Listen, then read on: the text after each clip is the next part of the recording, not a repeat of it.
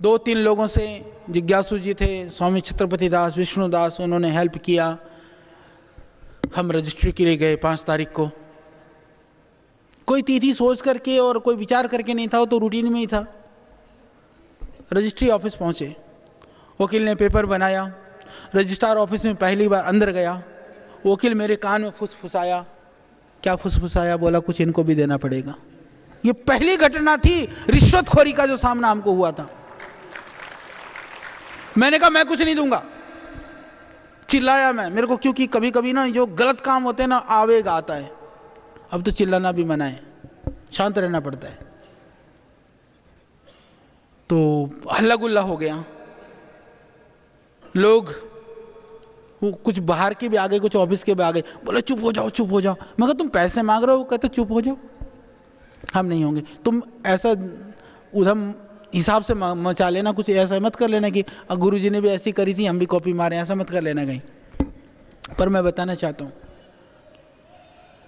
मेरे को आज भी वो लाइन याद है जो मैंने बोला। एकदम मेरे को आवेग में जो लाइनें याद आई। मैंने कहा जिन मां बाप ने पैदा किया, पाला पोषा, जिस धर्म और संस्कृति के लिए हम काम करना चाहते हैं, जिस देश के लिए हम कुछ करने की सोचते हैं, उसको करने के लिए भी तुमको तो सहयोग देना चाहिए था। यदि तुमको पैसा देकर के संस्था बनाने से अच्छा है ये डीड पड़ा है, मैं यहीं फाड़ देता हूं। हमारी सेवा के लिए हमको संस्था की जरूरत नहीं है, वो तो हम अपने दिल से और अपने बाजूबल से करेंगे। ये हमारे पहले शब्द थे। मैं फाड़ भी देता उस दिन उसमें, हाथ में लेकर के। महाराज जी का बाद में क्या होता ये जाने। उन्होंने कहा नहीं नहीं ऐसा मत करो। फिर सब रजिस्ट्रार ने मेरे को बुलाया, तो अंदर कमरे में था। बोला जी क्या करना चाहते हो? भाई 22 साल का ही तो था, 23 का नहीं होगा। तो उसी टाइम की कहानी सुना रहा हूं। हमने कहा हम तब, मेरे को एक्यूप्रेशर भी तब भी बहुत बढ़िया जानता था, योग भी जानता था, आयुर्वेद भी जानता था, खूब लोगों को एक्यूप्रेशर कर रखा था। वो बेचारा पट्टा बांध करके बैठा था। क्या करना चाहते हो? मैंने कहा तू गर्दन का पट्टा उतार ले पहले। उसकी पट्टा उतरवाया, फिर मैंने सारे पॉइंट दबाए, 4-5 एक्सरसाइज करे। मैंने कहा गर्दन घुमा, उसकी घूम गई 2 मिनट में। मैंने कहा ये करना चाहते हम। बाहर आया अंदर से उठ करके, बोला इस ब्रह्मचारी का काम कर दो भाई। 1 पैसा नहीं दिया, सारा काम करवा लिया वहां से। करवा करके फिर मैंने कहा आप आना वहां पर, वहां रहता हूं, मेरा वो ठिकाना है कृपालु बाग आश्रम, दिव्योग मंदिर, नहर के पटरी पर, दादू बाग के पास में। वहां वो 10-15 दिन के बाद आया, वो भी 500 रुपए दान दे करके गया। ये पहली घटना थी। वहां से हम लगे रहे। और ये हरिद्वार, ये संतों की नगरी है, ये आयुर्वेद की भी नगरी है। तो साधु योग करते थे, आयुर्वेद वाले प्रैक्टिस। और हरिद्वार ही शायद ऐसा छोटा शहर था जहां पहले से, बहुत समय पहले से 2-2 आयुर्वेदिक कॉलेज थे। यहां पर हमने आयुर्वेद प्रारंभ किया, हमने योग शुरू किया। शुरू में जब योग की कक्षाएं लगने लगी, हमको याद है थोड़े थोड़े से लोग आते थे। हमने चिकित्सा कार्य शुरू करी, दवाई लेने भी आते थे। हमने कभी ये नहीं सोचा था कि हम कितने बड़े होंगे, कैसे हम किस तरह से इसको खड़ा करेंगे। हमको यही था कि लोग आए तो उनकी सेवा हम करें। योग और आयुर्वेद से जितना भी लोगों को जीवन दे सकते हैं हमको जीवन देना है, और उसके माध्यम से हमको अपनी संस्कृति की रक्षा करनी है। उन संघर्षों से हमने शुरू किया। जहां रहते थे वहां किराएदार थे, बहुत सारे भरे हुए थे। किराएदार ऐसे रहते थे, पुराना मकान अभी भी देख लेना वहां पर है। हालांकि हमको गर्व है, वो बहुत ऐतिहासिक जगह है। रास बिहारी बोस ने जब असेंबली में बम फेंका था, 7 दिन वहीं आकर के रुके थे स्वामी कृपालु देव जी महाराज, जिन्होंने उसकी स्थापना की थी। वो बहुत ही क्रांतिकारी संत थे और बहुत अच्छे साधक भी थे। वो क्रांतिकारियों की शरण स्थली थी। वहां योग आयुर्वेद के लिए काम होता था, वहां साहित्य के लिए काम होता था। वो जो परमाणु और जो संस्कार थे उस स्थान के, उसका ही प्रताप है कि आज हम उस अभियान को आगे बढ़ा रहे हैं। तो वहां पर वो छोटे छोटे एक कमरे में पूरे परिवार के साथ में 5-5, 6-6 भरे रहते थे। टोटल 13 किराएदार थे एक छोटे से घर में। अच्छा, हमको भी विचित्र लगता था। ऊपर हम रहते थे, और हम रहते थे, वो ऐसी गंदगी थी उस जगह पर। एक जगह हमने स्टोव रख करके वहां पर हमने खाना बनाना शुरू करा। 1-2 लोग आते थे। एक आया सज्जन, महाराज जी क्यों हंस रहे होता है, मैं बताता हूं, सुन लो। तो उसको लगा कि वो बाथरूम है, हम खाना बनाते थे उस जगह पर।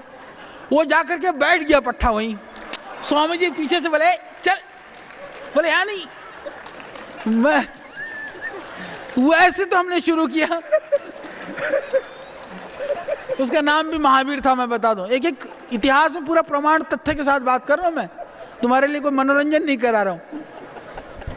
तो पीछे से महाराज ऐसे काम में झपट्टा मारने, महाराज जी बिल्कुल आगे रहते हैं। मैं तो बैठ के सोचता रहा, मैंने कहा कर गया दिखे वहां।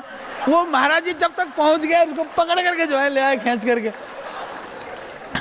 उन्होंने कहा भाई तो वो बेचारे सोच रहे हक्का बक्का। बोले वही रसोई, हम खाना बनाते हो। तो खाना बनाने की भी ड्यूटी, वो मेरी ड्यूटी लगाते थे। स्टोव में हम लोग अपना लगे रहते थे चकला बेलना लेकर के। तो बना महाराज जी को एक चीज बनाने आती है, एक ही चीज आती है, दो, वो हलवा, खिचड़ी नहीं, गाजर का हलवा। गाजर का हलवा, गाजर पाक जिसको बोलते हैं ना। अच्छा जी, हरियाणा का तो बढ़िया पकवान है वो बहुत बढ़िया बनाने जानते हैं। हलवा बेच। अच्छा, हलवा भी बोले महाराज जी बना लेते। अभी तुमको हाँ बनाया था, पीछे भी सबको बनाकर भी खिलाया था वैसे एक बार। हाँ, तो रोटियों ना गोल गोल नहीं बनती, वो ऐसे वो भारत पाकिस्तान का नक्शा बना लेते हैं महाराज जी। तो जो है हमने वहां से शुरू किया। उसके बाद में दवाइयां, तुमको मजा आ रहा, हमने झेला, हमारी पूछो क्या बीती होगी। तुमको तो सुनने में मजा आ रहा है, हमारी क्या बीती होगी वो हमसे पूछो जरा।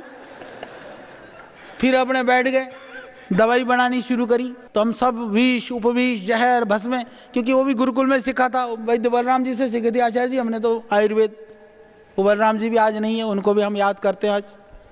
हालांकि जज्जर में भी जाता था तो मैं देखता था कैसे घुटाई होती है, कैसे दवाई दुबी बनती है, तो बड़ा शौक था। तो हम सीख गए। तो फिर एक बार क्या हुआ कि एक पतीले में वो शोधन करी, संख्या का शोधन करने के बाद में पतीला उस एल्युमिनियम का था वो आचार्य जी, वो करके हमने हालांकि मिट्टी भर करके वो वहां ले जाकर रख दी। गाय पालते थे, गाय के गोबर में ले जाकर धर दिया। वो हमारे शंकरदेव जी महाराज स्वामी जी, उनको लगा ये तो लापरवाह है, देखो बर्तन कहाँ गोबर में ले जाकर के डाल दिया। उस पतीले को उठा करके ले आए, माज मूज करके रसोई में। और जब हमारा दूसरा ब्रह्मचारी वो दूध दाद, हम बाजार से गाय थी, अपनी गाय से दूध निकाल कर उसी में दूध डाल दिया, दूध पका लिया, दूध उबाल लिया। उबालने के बाद में शाम को, वो आम की सीजन थे, गर्मी की बात थी, सब अपना दूध पी करके, आम खा करके सो गए। तो संख्या का असर शुरू हो गया आचार्य जी। थोड़ी देर बाद उल्टियां शुरू हो गई। ये बाबा तो कई बार मैंने लेकर ला रखा भगवान के मुख से तुम्हारे लिए, वहां भी उसी दिन भी मैंने करी थी कुछ हेल्प। उसके बाद में क्या हुआ कि सबको उल्टी आ रही, तो लोग सोचे कि दूसरा डिस्टर्ब ना हो, भाई तू, तेरे को पता नहीं क्यों उल्टी हो रही, तो उल्टी कर ले तू जा करके, दूसरा अपना दूसरे को डिस्टर्ब ना करे। एक कोने में बैठ करके गूं कर रहा अपने। फिर देखा दूसरा भी दूसरे कोने पे कर रहा। थोड़ी देर बाद तीसरा उठा, वो तीसरे कोने पे बैठा, सारे बैठ करके अपने उल्टी करने में लग रहे। तो फिर पूछे ये क्या हो गया। अच्छा, कोई कहे बोले छिपकली गिर गई होगी दूध में। फिर मैं पतीले ढूंढने ऊपर जाऊं, चढ़ करके हिम्मत करता हुआ, उल्टी करता भी देखा पतीले में तो ऐसी कोई चीज थी नहीं। फिर कोई कहे बोले जो आम लेकर के आया था ना कल दिन में, वो आम में कोई जहर घुस गया होगा। तो उसके बाद में जो है बहुत देर हो गई। फिर हमको समझ में बात आई कि वो आम से भी नहीं। फिर हमने कहा दूध किस किस ने पिया था, आम किस किस ने खाया था, लिस्ट बनानी शुरू करी। तो पता चला जिसने आम खाया था उसका कुछ नहीं बिगड़ा, जिसने दूध नहीं पिया उसका भी कुछ नहीं बिगड़ा, जिसने दूध पिया उसका गड़बड़ हुआ। फिर हमको बाद में समझ में आई कि जिसमें संख्या का शोधन किया था उस बर्तन में हमने दूध पिया था। फिर उसके बाद में हम भी हॉस्पिटल भी पहुंच गए। फिर मेरे को पता था संख्या का विष आचार्य जी गुलर के पत्तों से उतरता है। फिर हमारे कनकल में एक पंडित जी है, बिट्टू पंडित अखिलेश, मेरे को याद था कि उसके घर में जो है वो कभी कभी जाता था तो उसका पेड़ था काफी बड़ा, गुलर का पेड़। वहां पहुंचा, वो माता जी भी आज नहीं रही। जितने भी गए, बहुत साथी सब छोड़ के चले गए, वो भी गई माता भी। तो वो जो है वहां से मैंने कहा माता मिक्सी में, फिर हमने पत्ती काट काट करके। अरे मेरे को उल्टी हो रही है, लग रहा है 10, फिर भी मैं मस्ती में घूम रहा, सब काम कर रहा हूँ। महाराज जी को हॉस्पिटलाइज कर दिया, दूसरे को सबको भर्ती कर दिया हॉस्पिटल में। अच्छा जी मैं घूम रहा, ये भी मैं कर सकता हूँ, ये ध्यान रख लो। हाँ 10 लग रहे, चक्कर आ रहे, पर फिर भी हम जो है ना सबको ठीक करने में लग रहे, अपना होश ही नहीं। तो संस्कार है ना, आदत वो आज भी है। तो उसके बाद में वो ले जाकर गुलर का पत्तों का रस दे रस पिलाया। शाम सुम तक छुट्टी होकर के महाराज जी वापस आ गए। उसके बाद में हम लोगों ने दवाई बनानी शुरू करी। स्वामी जी हम लाते खरीद करके सर पे गट्ठड़ उठा करके, ज्यादातर एक साइकिल होती थी, 2 जगह से लाना हो तो अपने ही सर पे रख करके लाते थे। पिसवाने के लिए अभी भी हो वो दुर्गा पिसाई केंद्र दक्ष के पास में, अभी भी वो चक्की वाला मैं निकलता हूं ना तो कभी कभी देखता हूं, वो छोटे छोटे लड़के हुआ करते थे उसके हमारे जैसे। हम तो खैर अभी भी लड़के ही रह गए, वो बुढ़े हो गए अलग बात है। हाँ तो वहां पिसाते थे, वहां से आते थे। हमको याद है पतीले हम लाते थे, वो तुम लोगों ने योग यात्रा में भी देखा होगा। 10 रुपए के लिए हमको, सर्दी हो गर्मी हो, हम कभी परवाह नहीं करते थे, क्योंकि हमको लगता था कि ये 10 रुपया जो है ये हमारे लिए बहुत भारी थे, वो बच जाए तो उसके लिए भी हम अपने सर पर पतीला रख करके 1-1 किलोमीटर दूर तक ले जा करके छोड़ के आते थे। तो किया हुआ कर्म कभी निष्फल नहीं जाता। इस तरह से इस अभियान को आगे बढ़ाते रहे। हमने कभी नहीं सोचा हम कितने बड़े होंगे, कितने छोटे होंगे। मुझे याद है 1-2 घटना सुना करके समापन करता हूं अपनी बात को। रात को बैठ करके हम लोग चांदने में, कि बिजली भी खर्च ना हो जाए, छत पे बैठ करके वो चाय मिक्स कर करके, आयुर्वेदिक चाय सारा मिला रहे थे बैठ करके, और मोमबत्ती जला करके उस मोमबत्ती से पन्नियों को अपनी पैकिंग करते थे ऐसे हम। तो एक तब आचार्य जी जो गुरुजी जो है ना, आज बता देता हूं, मैंने कभी नाम से उस बात नहीं बताया, आज बताना चाहता हूं। तब वैसे 1-2 दिन के लिए आए थे यात्रा पर, वो ये तो बाद में आए इधर अपने पास, तो बहुत बाद में, जब श्रद्धेय स्वामी जी ने बड़ा आग्रह, रिक्वेस्ट, अनुनय विनय और प्रार्थना करी, तब बाद में तब आए थे वो इधर घूमने के लिए। तो उनकी नींद खुली, उन्होंने देखा कि खटर पटर कुछ आवाज हो रही, ऊपर आए तो उन्होंने एक लाइन कही थी कि तुम्हारा कोई कुछ नहीं बिगाड़ सकता। वो ब्रह्म वाक्य बन गया, शायद वो परमात्मा की तरफ से प्रेरित वाक्य था वो, मुझे आज भी याद है। हम लोग रात को 11-12 बज रहे होंगे, हम पैकिंग कर रहे थे, अपने आप करते थे। हमको सारे काम अभी भी अच्छा लगता है करने में, समय नहीं है अलग बात है। तो इस तरह से हम लोगों ने इस अभियान को शुरू किया। खेत खलिहान से लेकर के, कंदरा से लेकर के, हिमालय से लेकर के, सब कुछ, कोई ऐसी जगह नहीं है, पूरे गढ़वाल के एक-एक पहाड़ी, एक-एक चोटी मैं आपको गिना सकता हूं। श्री मुक्तानंद जी महाराज साथ में जुड़ गए बाद में, ये भी लगे रहे इनको, क्योंकि एक चीज के लिए कम से कम ये मेरे पक्के साथी हैं।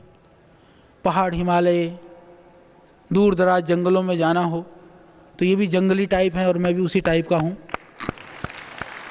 बाकी कार्य के लिए श्रद्धेय स्वामी जी का जो संकल्प है, जो इनकी सोच है, समय कम है, इतना ही समझ लो, वह संकल्प, वह तप और वह सोच, उसी का प्रतिरूप यह पतंजलि योगपीठ है। एक लाइन में समझना हो तो, और वह तप है इसलिए यह है, और जब तक वो तप रहेगा कोई माई का लाल बाल बांका भी नहीं कर सकता, क्योंकि इसकी उत्पत्ति वह तप से हुई है, संकल्प से हुआ है, उसकी उत्पत्ति समर्पण से हुआ है। हम कितना बड़ा कर रहे हैं ये कोई माने नहीं रखता, 0 है मेरे लिए। किस भाव से कर रहे हैं ये हमारे लिए माने रखता है। वो भाव हमारे शुद्ध हैं, वो हमारे भाव पवित्र हैं, वो भाव हमारे उच्च हैं, तो उस पर कभी भी कोई बाल बांका नहीं आ सकता। कितने संघर्षों को झेला, कोई कल्पना कर सकते हो एक जीवन में? वो तो मस्ती भरी चीजें थी, वहां हम तप कर रहे थे, वहां हम संघर्ष कर रहे थे, वहां हम अभावों में थे, अपनी मस्ती से थे। बाबा ने कहा मुझे रजाई नहीं ओढ़नी, तो किसी ने मना थोड़ी कर रहा था, वहां तो हम स्वेच्छा से थे। पर जब हम स्वेच्छा से नहीं थे, वहां भी तो लोगों ने बहुत सताया। जो हुआ, पर बाबा का जो करारापन था ना, जिद्दपना, मैं महाराज को कहता हूं बहुत चिड्डे हो आप, पकड़ लिया ना कि करना है तो छोड़ते नहीं है। भाई जो नंगा ही घूम सकता हो, सर्दी में बिना कपड़े का रह सकता हो, और 2-2 किलो का खड़ाओं में जो कई किलोमीटर चल सकता हो, वो बताओ क्या नहीं कर सकता? वो कुछ भी कर सकता है। तो इसलिए तुमको शंका करने की जरूरत नहीं है। वो एक छोटी सी कहानी याद आ रही है। पुराने जमाने में जो लोग हैं ना, बैलों को बड़ी बड़ी यात्राएं करने के लिए बैलों को ले जाते थे, तो एक बैल जो है ना एक्स्ट्रा रखते थे कि एक बीमार सिमार हो जाए तो चेंज कर करके उसको कर दें। तो क्योंकि उस समय पर चोर भी इतने शातिर होते थे कि बैल, चलते बैलों में कुछ एरिया है अच्छा जी अभी भी कई कई जगह पर चलती गाड़ी में, चलती गाड़ी, जो चलती बैलों की गाड़ी जो होती थी, उसमें से बैल को खोल करके आदमी जुट जाता था और बैल को एक ले जाता था, एक आगे तक खींच करके फिर उसको जो है ना वो छोड़ करके निकल जाते थे। बेचारा बैल के भी, एक बैल की गाड़ी खींचे, जब नींद खुले, क्योंकि आदमी गाड़ी में बैठा तो सो जाता था, पर बैल अपने चलते रहते थे। तो फिर एक व्यक्ति पहरा देता था, जगता रहता था, जिससे कि कोई बैल को, चलती बैलों को चोरी करके ना ले जाए। तो बाप बेटे थे, जा रहे थे गाड़ी में, तो रात को जो है ना इस तरह से एक चोर बैल चोरी कर करके बैल खोल भी लिया। वो जुत गया थोड़ी देर के लिए, क्योंकि खोलते एकदम जुतना पड़ता है ना, तो थोड़ी देर जुत करके चलता था। तो उसने कहा बापू बापू बैल चोरी कर ले गया, जगाया। बापू ने देखा यूं, बोला बेटा चिंता मत करो, बोलो जो जुआ है ना, जुआ जो चढ़ाते हैं ना, बोलो दाढ़ी वाले के कंधे पर है। समझ में आई? तो चोर समझ गया, बोले पकड़ा गया तू तो मैं ये कहना चाहता हूं, इस पतंजलि का जुआ जो है ना, वो हमारे दाढ़ी वाले बाबा के कंधे में, इसलिए कुछ नहीं बिगड़ेगा। वो पूरे खींचे ले जाएंगे, चाहे वो गड्ढे हो, चाहे पहाड़ हो, चाहे धूप हो, चाहे सर्दी हो। तुम तो अपनी तय कर लो कि तुम अपनी क्या भूमिका निभाने वाले हो, ये तय कर लो। सारे जाकर के काम करो। बहुत भाई बहन बहुत काम कर रहे हैं, हमको बहुत गर्व है। आपकी एकलव्य साधना पर हम गर्व करते हैं, हमको गर्व है, और ऐसी संस्था, ऐसे संगठन पर। तो आप लोग और काम करिए और ऊर्जा से आगे जुटिए। स्वामी मुक्तानंद जी की कहानी बहुत याद आ रही थी बहुत देर से। हम लोग केदारनाथ गए किस लिए? जड़ी बूटी ढूंढने के लिए। पैदल चल चल करके गौरी कुंड से वहां तक, केदारनाथ तक। मेरे में थोड़ा ज्यादा दम था। महाराज जी कहने लगे मैं थक गया। मैंने कहा जी आप रुक जाओ, मैं चलता हूं। जब मैं चला दोपहर के टाइम पर, क्योंकि दोपहर के बाद केदारनाथ से ऊपर जो है चढ़ाई कम करते हैं लोग, वो सुबह सुबह जाते हैं, थोड़ा बहुत जाना होता है, तो उधर सरोवर वगैरह आगे हैं। जब मैं निकला तो बाबा जी से भी रहा नहीं गया, ये भी पीछे पीछे बोले। मैंने आप आ लिए? बोले हाँ मैं भी चलूंगा। अच्छा चल लिए। चलते चलते चलते चलते चलते पहाड़ पर पहुंचे। कुछ जड़ी बूटियां मिल गई, सारे ऐसे बड़े बड़े पत्थर, नीचे वहां पर बर्फ बर्फ बर्फ सब था। माँ जी कहने लगी मैं थक गया। हमने कहा ऐसा करो आप इसी पत्थर पर बैठ जाओ। शाम को 4-5 बज रहे होंगे, बारिश हो रही थी धीमी धीमी, और ये छाता भी ले रखा था, बर्फ एकदम माइनस टेम्परेचर में। हमने कहा आप इधर ही बैठ जाओ, हम थोड़ा आगे तक जाते हैं, आएंगे तो आपको लेकर के जाएंगे। हम आगे तक निकल गए। आते आते अंधेरा हो गया, कोई रास्ता नहीं, कुछ नहीं ऐसा। हम इधर ढूंढे उधर ढूंढे। जो मेरे साथ एक वहीं का लड़का था लोकल केदारनाथ का, मैंने पूछा कि वो महाराज जी कहां बैठा रखे थे? बोले जी इसी पत्थर में थे। अच्छा हमने थोड़ी आवाज भी लगाई, वो भी पता नहीं चला। हमने सोचा कि महाराज जी जो है वो वापस चले गए होंगे नीचे केदारनाथ। जब रात को केदारनाथ पहुंचे, हमने महाराज जी को पूछा, तो क्योंकि एक साइंटिस्ट थे मेरे साथ, वो साथ में वहीं रुके हुए थे, डॉक्टर शर्मा जी, उनकी पत्नी भी साथ में गई हुई थी। तो मैंने कहा माता वो, बोले वो तो आए नहीं। और उनको लगा कि मैं मजाक कर रहा हूं, और मेरे को लग रहा कि वो मजाक कर रहे हैं। बोले वो तो आए नहीं। मैंने कहा जी वहां तो थे नहीं वो। अच्छा मैं थोड़ा इमोशनल आदमी हूं, भावुक हूं, ये बाबा लोग कितने भी कठोरता करे मेरे को दया आती है। तो मेरे को रोने से भी आ गया उस टाइम पर। रोने की कहानी आज तक नहीं सुनाई बाबा को। मैं दया आपके प्रति प्यार करता हूं महाराज। मेरे को लगा क्योंकि अनिष्ट दिमाग में चलना शुरू हो गया। बहुत दूर वहां पर तो भालू भूलू आते हैं जंगली, और वहां सबसे खतरनाक काम था, भालू से भी खतरनाक, अंधेरे में वो जो केदारनाथ से ऊपर का एरिया इतना खतरनाक है, वो बड़े बड़े पत्थर दिखाई देंगे पर अंदर बर्फ है। तो कहीं कहीं ऐसी जगह पर यदि कमजोर पत्थर पर यदि पैर रख दिया तो वो जो है ना वो अंदर चला जाता है धंसता हुआ। वो कहां चला गया आदमी पता भी नहीं चलेगा। तो ये सोच करके दहशत में आ गए। फिर मैंने सोचा क्योंकि वहाँ पर कुछ साधु साधु भी रहते हैं, फक्कड़ टाइप बाबा। मैंने कहा बाबा साधु आदमी तो किसी से मिलने के लिए चले गए होंगे। 3-4 जगह पर जाकर के जो ठिकाने थे वहाँ पता करा, नहीं हुआ। फिर लोग थोड़ा बहुत हम जानते ही थे पहले से, लोगों ने कहा कि क्या हुआ। मैंने कहा जी ऐसा ऐसा था, वो बाबा जी जो है वो कहीं गायब हो गए। तो मैं धन्यवाद करता हूँ, महाराज जी का नाम तो मुझे याद नहीं, एक संत थे, उनके पास 2-3 हट्टे कट्टे ब्रह्मचारी थे। बोले आप चिंता मत करो आचार्य जी, हम ऐसा करते कि 3-4 बैटरी बड़े बड़ी जो टॉर्च लेकर के वो उन्होंने अपना साफा सूफा बांधा। बोले हम देखते हैं, 3-4 जगह से चढ़ गए पहाड़ी पर। हम वहाँ बैठे रहे बाबा की कुटिया में, 12 बज गए, 1 बज गए। उधर वो माता भी अपनी रोनी शुरू कर दी। बैठे रहे। वो घूम करके 1-1.5 घंटे में बाद वो आए, बोले जी कहीं दिखाई नहीं दिए बाबा जी। अंधेरे में जितना खोज सकते थे खोज गए, हम और परेशान हो गए। मैंने कहा महाराज जी क्या होगा। तो बाबा जी ने एक बात कही, बोला वो साधु था कि गृहस्थी था, ये शब्द थे। उनको सीधा पूछा, मैं कहा साधु तो पक्के थे वैसे। तो फिर उसने एक लाइन कही बाबा जी ने, मेरे को आज भी याद है, साधु है तो बिगड़ेगा कुछ नहीं, ग्रस्त है तो बचेगा कुछ नहीं। तो मैंने कहा ठीक है, थोड़े संतुष्टि तो हुई। मैंने कहा परीक्षा भी हम तो बाबा ही मानते थे। मैंने कहा बाबा हो तो बचेगा ही बचेगा, वो जब कह दिया तो उसने। सवेरे फिर हमने योजना बनाई, फिर उठ कर रात को सोए कहां, सारे पंडों को इकट्ठा करा, सारे बाबाओं को इकट्ठा करा। फिर हमने ये योजना बनाई कि हम करीबन 50-50 फीट की दूरी से ऐसे चढ़ेंगे पहाड़ पर। तो 20-25 आदमी इकट्ठा कर ली, मीटिंग कर ली। जब हम चढ़ाई के लिए तैयार हुए सवेरे, खाना पीना सब बंद, देखा तो बाबा लाल बाबा जो है ना कपड़ा पहन करके टुकुर टुकुर टुकुर पहाड़ी से उतरता हुआ दिखाई दिया। मैंने कहा देखो देखो उधर चलता हुआ दिख रहा, वो भालू है कि? हमको लगा कहीं बाबा को खा करके भालू आ रहा हो टुकुर टुकुर। तो दूर दिखाई दिया तो पता चला भालू नहीं बाबा ही थे। आकर के हम तो रात भर दुखी रहे। आते ही महाराज मेरे पर ऐसे फायर हो गए, मेरे को छोड़ करके आ गए, तुम वहां से लेकर के भी नहीं आए। मैं रात भर मेरे वो बिल्कुल नॉन स्टॉप से। मैंने कहा महाराज सुन तो लो हमारी भी दशा, तुमको छोड़ करके आए पर हम तो यहाँ तो वैसे ही मर रहे। तो इनका भी मेरे को झेलना पड़ता है, उनका भी झेलना पड़ता है। तुम लोगों को तो सार सार मिलता है, फोक फोक तो हमको हमारे हिस्से में है। तो वहां सुन ली बहुत देर तक।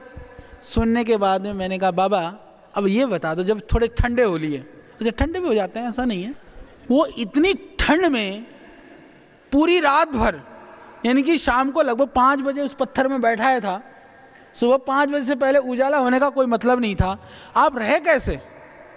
यही रहस्य बता दो हमको। तो बोले मैं ये सोचता रहा कि आप लोग आगे कहीं फंस गए हो, आओगे तो फिर मैं साथ ही चलूंगा।